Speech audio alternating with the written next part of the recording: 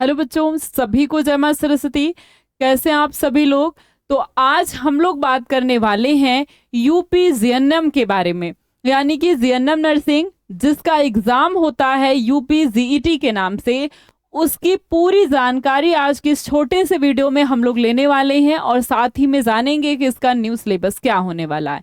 तो जो भी लोग जीएनएम के बारे में नहीं जानते हैं या फिर यूपी जीएनएम या यूपी जीईटी का जो एग्जाम है उसके बारे में नहीं जानते हैं, उनके लिए मैं बता दूं कि ये 3 ईयर का एक डिप्लोमा कोर्स होता है और 3 साल का ये कोर्स करने के बाद आप एज अ नर्स, आप as a general nurse and midwifery, इसका जो फुल फॉर्म है ना जीएनएम का, जनरल नर्स एंड मिडवाइफरी, तो वहां पर एज अ हॉस्पिटल में आप एज अ नर्स या मिडवाइफरी के रूप में आप वहां पर जॉब कर सकते हैं। ये 3 साल का डिप्लोमा कोर्स होता है और उसके बाद अगर आप गवर्नमेंट जॉब में जाते हैं तो बहुत सारे एंट्रेंस एग्जाम होते हैं, वहां पर आप गवर्नमेंट जॉब भी कर सकते हैं। साथ ही साथ अगर हम देखें कि ये जो जीएनएम है, यूपी जीएनएम, ये कहाँ इसका फॉर्म आता है, कैसे हमें अप्लाई करना है, तो इसका फॉर्म जो है, इसका फॉर्म आता है यूपी जीईटी के नाम से, जो कि अटल बिहारी मेडिकल यूनिवर्सिटी उत्तर प्रदेश, यहाँ पर इसका फॉर्म आता है और फॉर्म आपका फरवरी मार्च अप्रैल के आसपास ही आता है, मार्च अप्रैल में।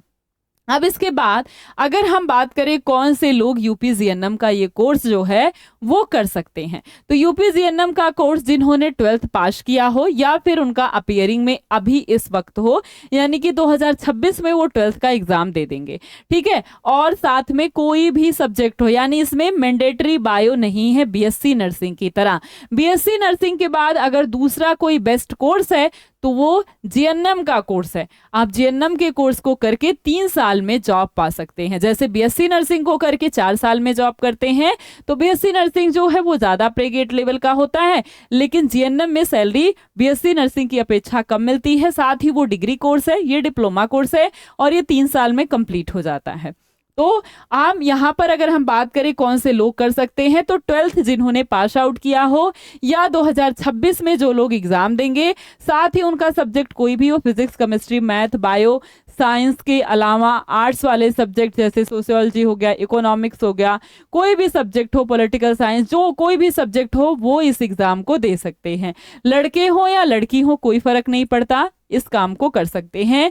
एज लिमिट कितनी होनी चाहिए, तो कम से कम 17 और ज्यादा से ज्यादा कुछ भी हो सकती है, 55 के पास होनी चाहिए। अब अगर हम बात करें सिलेबस क्या होने वाला है, जो हमारा आज का मेन टॉपिक है, सिलेबस क्या होने वाला है, तो इसमें सिलेबस साइंस रहता है, इंग्लिश रहती है और जीके रहता है। और साइंस जो होती है इसकी बहुत बेसिक होती है, क्योंकि आर्ट्स वाले बच्चे भी इस एग्जाम को देते हैं, तो इसलिए वो पीछे ना रह जाएं, उनके लेवल का ही होता है, यानी 9th और 10th लेवल का होता है। अगर हम बात करें साइंस के सिलेबस की, तो तत्व, यौगिक, मिश्रण, अम्ल, क्षार, लवण, कार्बन एवं यौगिक हैं, धातु और अधातु हैं, तत्वों का आवर्ती वर्गीकरण है, मानव शरीर, जैव प्रक्रम है, पाचन ग्रंथियां, हृदय श्वसन है, रक्त समूह है, हार्मोन है, विद्युत एवं चुंबक है, गुरुत्वाकर्षण बल है, कार्य ऊर्जा शक्ति है, गति के नियम है। ये सब कुछ आपका साइंस का सिलेबस है। अगर हम बात करें इंग्लिश का सिलेबस की, तो इंग्लिश का सिलेबस भी बहुत इजी है, बहुत ज्यादा टफ नहीं है, ये भी 10th लेवल का ही है।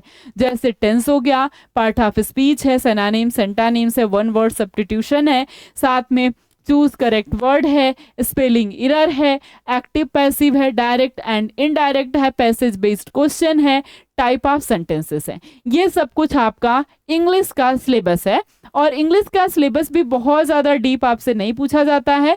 ये सब कुछ बहुत ही आसान और बहुत ही कम समय में आप तैयार कर सकते हैं। इसके बाद अगर हम बात करें जीके की, इंडियन जीके की, तो इसमें क्या होगा, जैसे आपका रिवर हो गया, लेक हो गया, नेशनल पार्क्स हो गए, सेंचुरीज हो गई, ओशियंस हो गए, इंडियन ज्योग्राफी के बहुत सारे टॉपिक्स, मतलब कि पूरा का पूरा इंडियन जीके, और बहुत ही ज़्यादा डीप नहीं पूछता है, बहुत ही आसान टॉपिक्स आपसे पूछे जाते हैं, लेवल हमारा वही रहता है। तो ये तो हो गया आपका साइंस, और इसके बाद इंग्लिश और जीके, ये 3 सेक्शन में पेपर बटा हुआ होता है। अब अगर हम बात करें कि हाँ, पेपर का सिलेबस तो आपको पता चल गया, सिलेबस तो हमें पता चल गया, लेकिन इस सिलेबस के साथ कितने नंबर का कौन सा जो है सब्जेक्ट आएगा, यानी साइंस कितने नंबर का होगा और साथ में जीके कितने नंबर का होगा, इंग्लिश कितने नंबर का होगा, तो इसे हम कहते हैं पेपर पैटर्न। पेपर पैटर्न में साइंस जो है ये 50 नंबर का होता है, इंग्लिश जो है वो 20 नंबर का और जीके जो है वो 30 नंबर का होता है, यानी टोटल हमारे पास 100 नंबर होते हैं। पेपर का पैटर्न क्या होता है, माने 50 नंबर की हमसे साइंस पूछता है, 30 नंबर का जीके बी सेक्शन होता है और सी सेक्शन हमारा इंग्लिश का होता है जो कि 20 नंबर का पूछता है। अब हम बात करें कितने क्वेश्चन, तो टोटल हो गए 100 क्वेश्चन। नंबर कितने मिलते हैं, तो 100 नंबर हमें प्राप्त होते हैं। निगेटिव मार्किंग होती है या नहीं, तो नो निगेटिव मार्किंग, कोई निगेटिव मार्किंग नहीं होती है। जैसे यूपी सीनेट होता है, यूपी बीएससी नर्सिंग, वैसे ही मीडियम, तो बोथ मीडियम। समय कितना होता है, तो 2 घंटे का समय होता है। 2 घंटे में आप आसानी से इन 100 क्वेश्चन को कर सकते हैं। और इस तरीके से आप जो है बीएससी या फिर कह सकते हैं बीएससी नर्सिंग के बाद जो हमारा एक जॉब होती है वो यूपी जीएनएम है। तो अगर आप बीएससी नर्सिंग भी करना चाहते हैं, साथ में अगर आप जीएनएम के लिए भी अप्लाई कर सकते हैं, क्योंकि इसका सिलेबस जो है बहुत हल्का है, बहुत ज्यादा कुछ डीप नहीं पूछता है।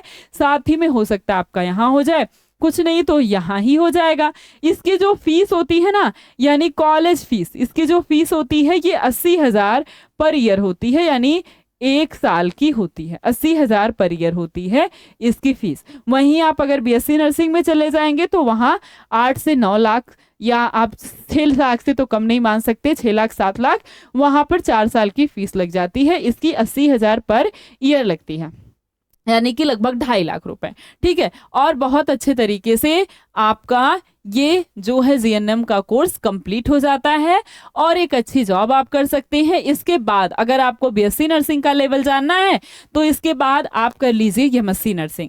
जीएनएम के बाद आप अगर 2 साल का एमएससी नर्सिंग करते हैं तो पूरा 5 साल हो जाता है, और उसके बाद आप बीएससी नर्सिंग की तरह ही उसी लेवल की जॉब कर सकते हैं। नॉर्सेट एग्जाम क्वालिफाई कर सकते हैं, सीएचओ की जॉब आती है, और भी बहुत सारे, आरआरबी में आती है, मेडिकल में बहुत सारे हॉस्पिटल्स में जॉब आती है एज अ नर्स, वहां पर आप अप्लाई कर सकते हैं। बस थोड़ी सी मेहनत करनी होगी, और नहीं तो बीएससी नर्सिंग आपके लिए बेस्ट ऑप्शन रहता है। लेकिन अगर आप जीएनएम करना चाहते हैं, आपका बजट यही है, तो आप बहुत अच्छे तरीके से जीएनएम के बाद भी जॉब ले सकते हैं। लेकिन अगर आपको फिर से एमएससी नर्सिंग करना है तो बेस्ट होता है कि बीएससी नर्सिंग कर ले, क्योंकि इसमें 5 साल लग जाते हैं और वहां पर 4 साल में आप उस लेवल में पहुंच जाते हैं। लेकिन फिर भी जीएनएम जो है एक बेस्ट कोर्स है, मैं बता रही हूँ, 2nd लेवल का कोर्स है।